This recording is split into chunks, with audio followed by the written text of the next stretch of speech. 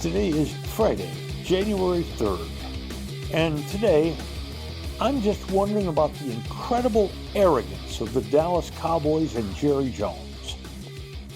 For more than 3 decades, Bob's Steak and Chop House has remained an icon of DFW restaurants. Why? Well, maybe it's because of Bob. He's fanatical about cleanliness and friendliness, and his food, oh my Lord, his food. If you've been there, you know about it. If you haven't been there, you should know about it. The original Bob welcomes you at either of his 2 locations, Bob's on Lemon Avenue or the sparkling new Bob's at Craig Ranch, McKinney. And now, a word from our title sponsor.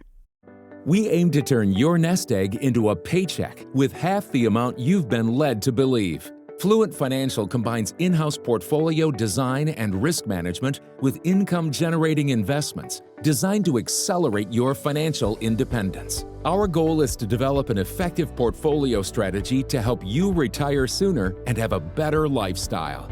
Visit fluentfinancial.com. Mary and I are Crest Cadillac people. For what, about 15 years now? That's about right. Crest Cadillac XT4. Perfect size, perfect ride for us. Crest Cadillac at 121 on the Tollway in Frisco now has terrific offers on the Cadillac LYRIQ and the soon-to-be available all-electric Escalade. GM Mike Brusen's team is fantastic to work with. So join Mary and me as Crest Cadillac people. For the Dallas Cowboys, this incredibly sad year just keeps getting sadder. It's almost exactly 1 year ago since Green Bay urinated on the Cowboys on their own field in a playoff game. Then Jerry decided he would not give Coach McCarthy or any of his assistants extensions, that they would coach the entire year facing unemployment when the year was over. Then Jerry waited to give Dak his contract.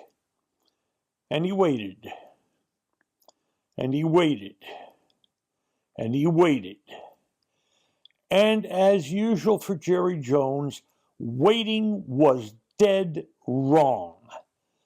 He still wound up giving Dak Prescott by $5 million a year, the highest contract in the history of the National Football League, and guaranteed almost every penny of it. And then there was wide receiver CeeDee Lamb, who wanted a new contract and skipped some off-season work and then didn't report to training camp because Jerry waited and waited and waited, and that was again a failure. He wound up giving Lamb $34 million a year, the second highest figure ever to an NFL wide receiver. Free agents left. Jerry did virtually nothing. The Dak and Lamb chemistry early in the season was just not there.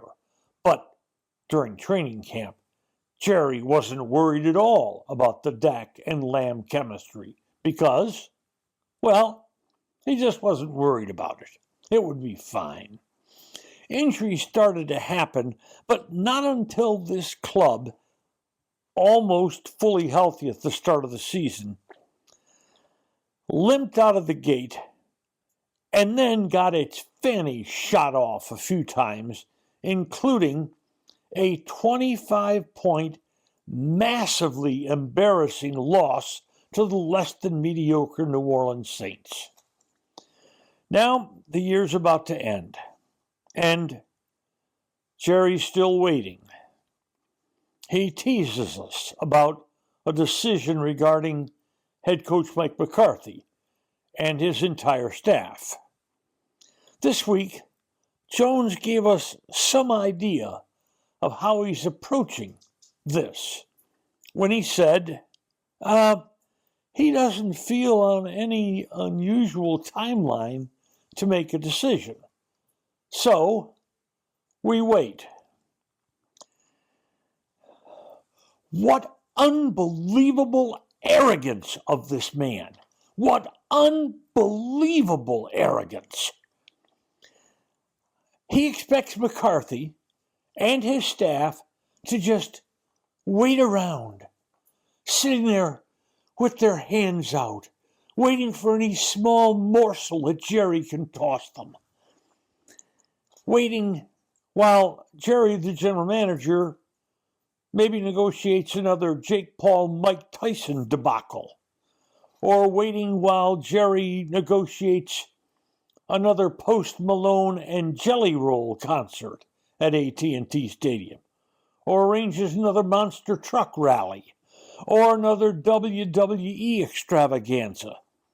What arrogance to assume that everyone must desperately want to work for the Dallas Cowboys.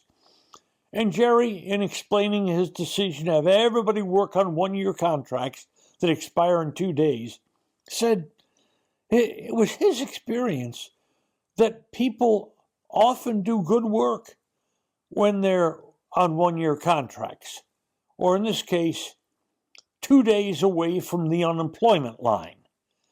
Exactly when has Jerry Jones in his life ever been 2 days away from an unemployment line?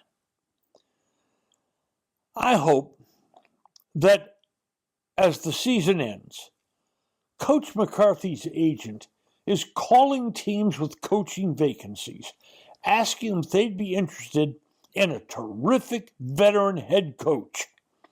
I hope that Mike Zimmer is on the phone somewhere, arranging a new 3-year contract to leave and be the defensive coordinator of somebody else's football team. And I hope that's true of the rest of the staff here also, that they're out there actively looking for jobs and not waiting on Jerry. These coaches, Coach McCarthy himself, the coordinators, they know about the Cowboys going forward. They know they have lots of holes. They know there'll be some nice free agents leaving this team. They know the Cowboys have very little money to spend on veterans to fill the holes on this team, and that they'll have an extraordinarily bloated salary cap going forward. Coach McCarthy deserves better than this. So do his assistants. So do Dallas Cowboy fans. Sunday's the final game of the season, the last day of employment for Coach McCarthy and his staff. Washington is one of the shocking surprise teams in the NFL. Are they more of a surprise, or Minnesota, or the Chargers? Anyway, Washington enters this game looking for its 12th win of the season to finish 12-5. Exactly how the Cowboys finished each of the last 3 years. Dallas, at 7-9, is hoping for a win for a respectable 5-4 finish the last 9 games of the season. Isn't it ironic that Washington is exactly where we thought the Cowboys would be? 11 or 12 wins and waiting to find out who they play in the playoffs. And Dallas is kind of where Washington had hoped to be when the year began, to show some real progress under Dan Quinn, who took over a 4-13 football team last year that allowed the most points in the league and had the worst points differential of any team in the league. Funny what adding a terrific young quarterback through the draft and then signing several solid NFL football players in free agency can do for a team. Is Dan Quinn the coach of the year in the NFL? Or is it Jim Harbaugh of the Chargers, or Dan Campbell of the Lions, or Minnesota's Kevin O'Connell? Quinn succeeds a lot like Campbell is succeeding. He's succeeding on effort and inspiration. And just as he succeeded with the defense in Dallas, he's winning with an incredibly committed football team. This week, Dallas asked the question, will Cooper Rush start this final game, or will we finally see Trey Lance? Coach Big Mac was non-committal. Why? What does it matter?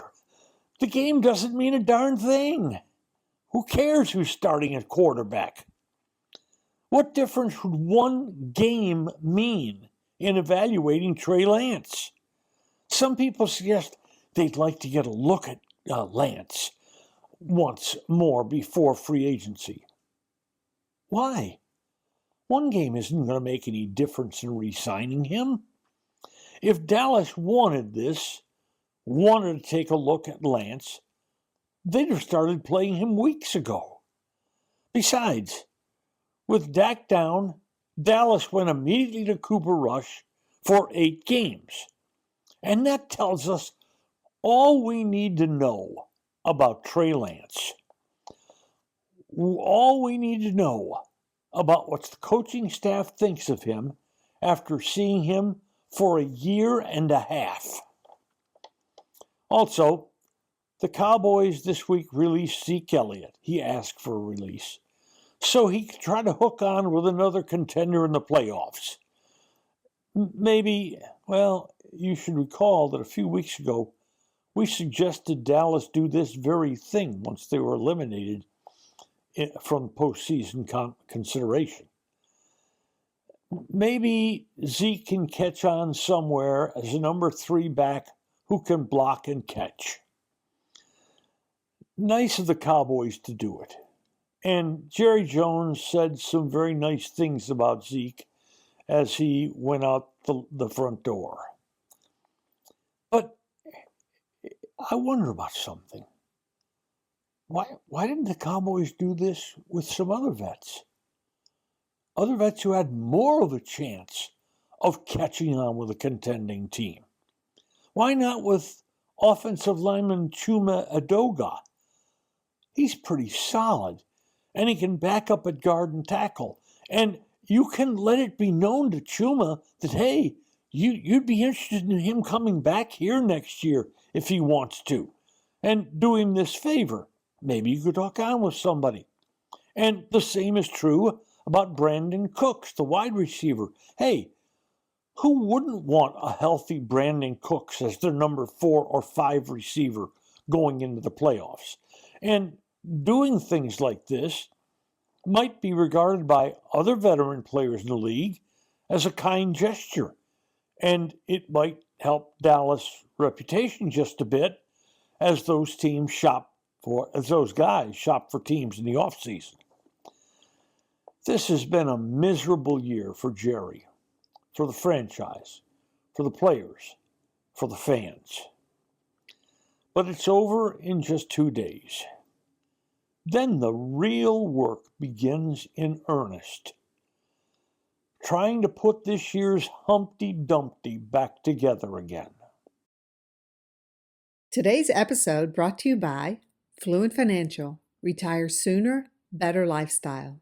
And by Crest Cars. There's good, there's better, and then there's Crest. And by Bob's Steak and Chop House.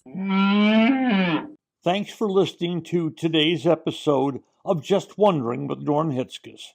If you enjoyed what you heard, please hit follow, and a fresh new episode will be delivered to you every Monday, Wednesday, and Friday.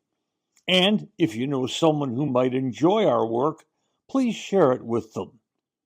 I'm Norm Hitzges, and I'm always just wondering about something. And I'm Mary Hitchkus, and I'm just wondering too.